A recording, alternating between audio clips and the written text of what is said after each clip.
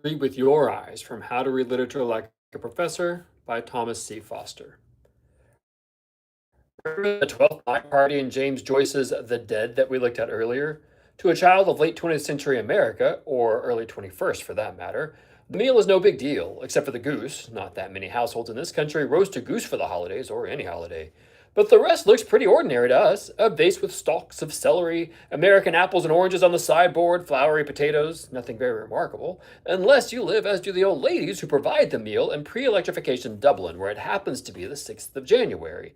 So if you're going to understand the ladies and the meal and the story, you have to read through eyes that are not your own. Eyes that, while not those of Aunt Kate and Julia, can take in the meaning of the meal they have just provided. And those eyes did not grow up watching Animaniacs. The ants have provided a meal beyond their limited means in which they feed exotic and expensive produce to a substantial number of guests.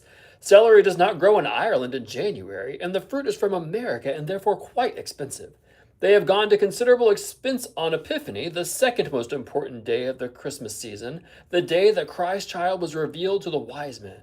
In addition to its religious significance, the evening is also the old ladies' one big extravagance of the year, the party by which they cling to a fading gentility and memories of great comfort as members of the middle class. We cannot understand their anxiety over the success of the gathering unless we see how important it is in their lives.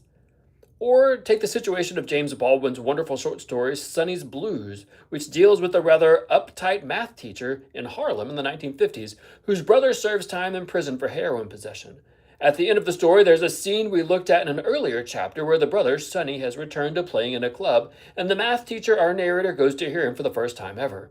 There's been a lot of tension throughout the story since the two don't comprehend each other, and the math teacher really can't fathom the troubles that drive Sonny and his music and his drug problem. Nor does he understand jazz. The only jazz name he can come up with is Louis Armstrong, proving to Sonny that he's hopelessly square. As the brother sits listening to Sonny with the jazz combo, however, he begins to hear in this beautiful troubled music the depths of feeling and suffering and joy that lie behind it. So he sends an offering, a scotch and milk, that indicates the understanding and brotherhood.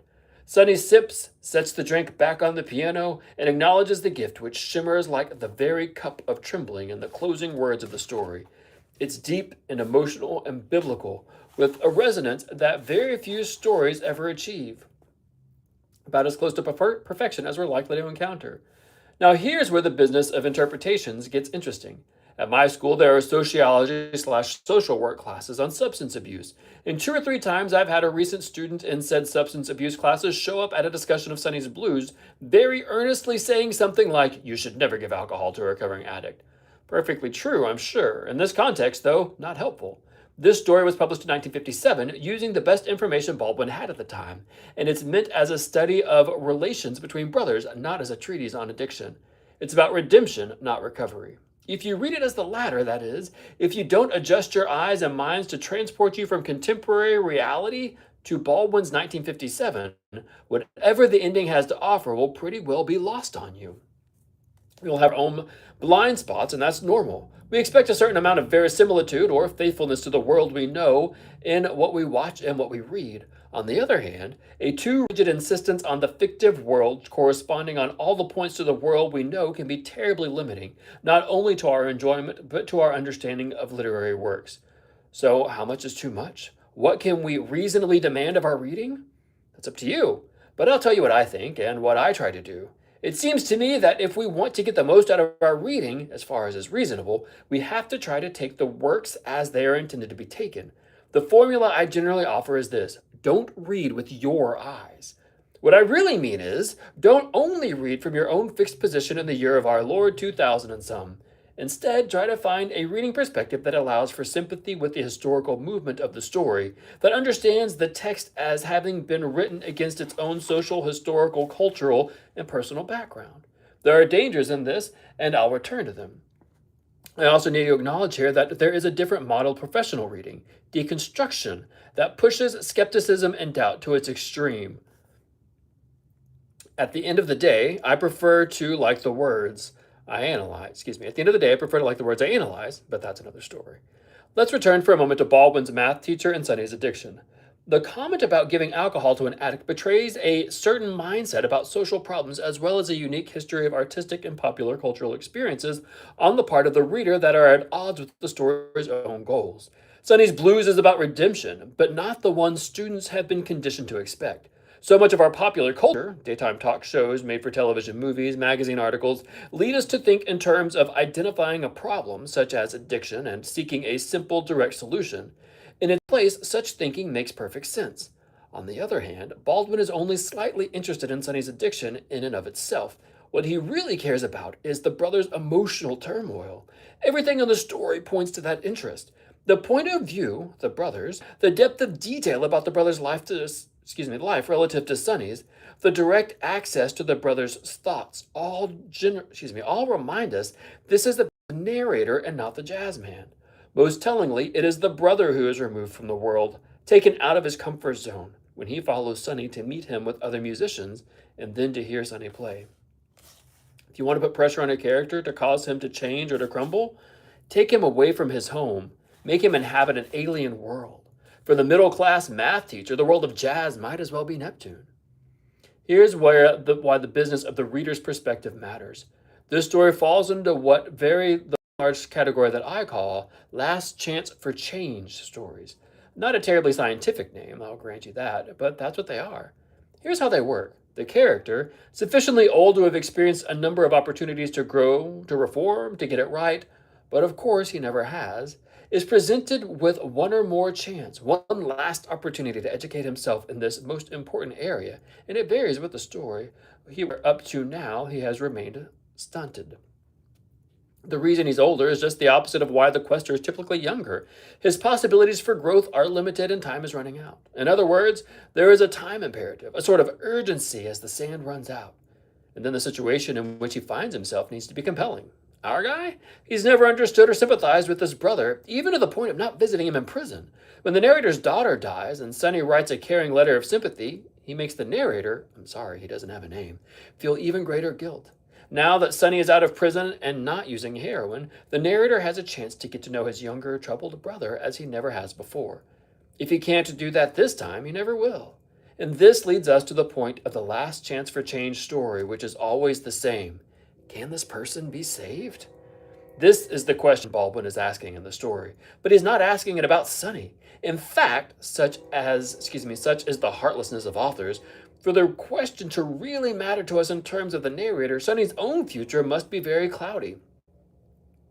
Whether he can do the one thing in the world he's good at and not be drawn back into the addiction that is rife within the jazz community, we cannot know. Our doubts on his behalf add to the urgency of the narrator's growth. Anyone can love and understand a reformed junkie, but one who may not be reformed, who admits the perils are still there for him, offers real difficulties.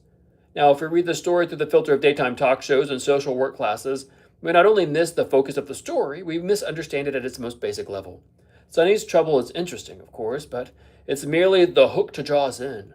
The real issue the story raises all concern the narrator/brother. If we see it as Sonny's story, the resolution will be profoundly dissatisfying. If we understand it as the brothers, it works beautifully. And this is a fairly recent story. How much harder to understand the mindset behind, say, Moby Dick, The Last of the Mohicans, the Iliad. All that violence, a diet that is almost purely carnivorous, blood sacrifices, looting, multiple gods, concubines. Those readers who have been raised in the monotheistic culture, which is all of us, whatever our religious persuasion or lack thereof, who live in the Western tradition, might have a little trouble with the piety of the Greeks, whose chief implement of religious practice is the carving knife. Indeed, the very setup of the epic, in which Achilles throws a fit and withdraws from the war because his sex slave has been taken from him, does not engage our sympathies as it would have those of the ancient Greek audience. For that matter, his redemption, in which he proves he's back on track by slaughtering every Trojan in sight, strikes us as distinctly barbaric. So in this great work with its spirituality, sexual politics, code of machismo, and overwrought violence teach us plenty if we're willing to read it from the eyes of a Greek. A really, really old Greek. Achilles destroys the thing he holds most dear, his lifelong friend Patroclus, and dooms himself to an early death by allowing excessive pride to overrule his judgment. Even great men must learn to bend. Anger is unbecoming.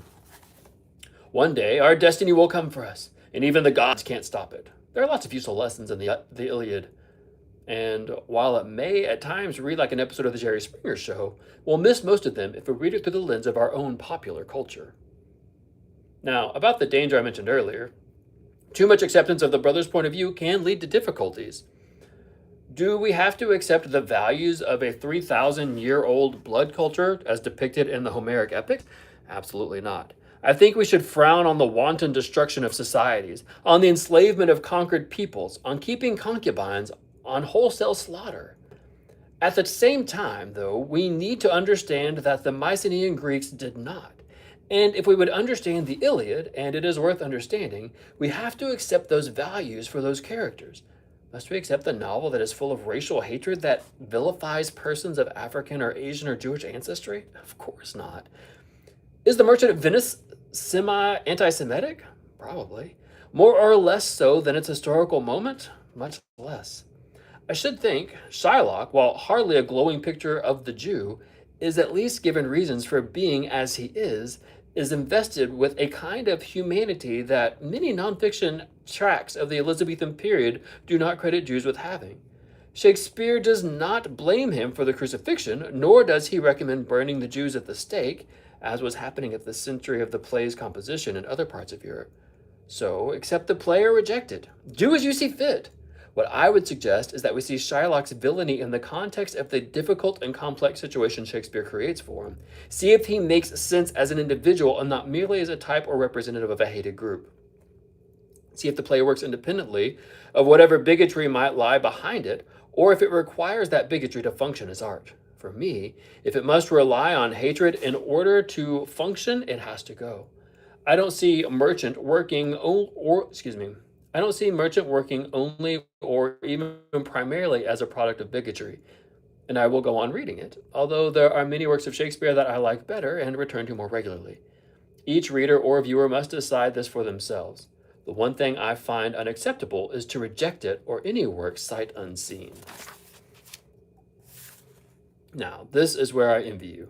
If you are a professor, you have to deal with some pretty unsavory characters and some questionable works. If you only want to read like one, you can walk away whenever you want to. From How to Read Literature Like a Professor by Thomas C. Foster.